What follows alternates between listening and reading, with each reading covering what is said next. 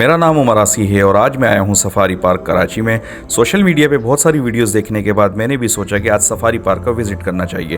पहले यहाँ पे सिर्फ जानवर हुआ करते थे, लेकिन अब बच्चे और बड़ों के लिए बहुत सारे गेम्स और एडवेंचर एक्टिविटीज़ का इजाफा कर दिया गया है। यहाँ पर सफाई का निज़ाम बहुत अच्छा था और फ्लिप फैक्ट्री में बड़ी एक ज़बरदस्त चीज़ ये थी कि बच्चों और बड़ों दोनों के लिए जो है जंपिंग बेड्स थे।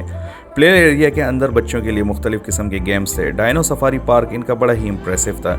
यहाँ पे डायनो के ऐसे ऐसे मुजस्मे रखे हुए थे जिन्हें देखकर लग रहा था कि जैसे कि डायनासोर रियल में एग्जिस्ट करते हैं और यहाँ पर आ गए हैं।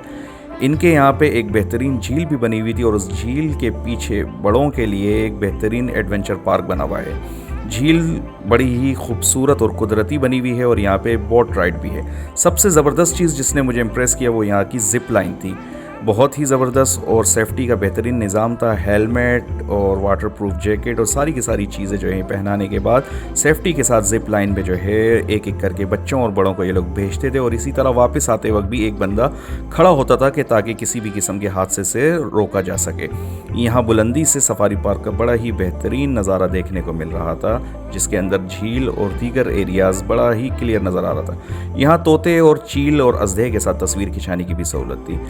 यहाँ फूड कोर्ट के साथ बड़ा ही खूबसूरत पार्क बना हुआ है। बीच में फवारा लगा हुआ था और इंतहाई साफ़ सुथरा खूबसूरत पार्क के अंदर आप बैठ के गोलगप्पे, बर्गर और दीगर चीज़ें खा सकते हैं। इसके अलावा यहाँ बच्चों के लिए अलग से एडवेंचर पार्क बना हुआ था, जहाँ बच्चे जो है एडवेंचर कर सकते हैं, डर्ट बाइक चला सकते हैं और दीगर गेम खेल सकते हैं।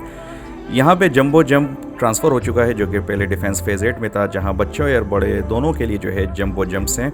आपका यहाँ का एक्सपीरियंस कैसा रहा ज़रूर शेयर कीजिए।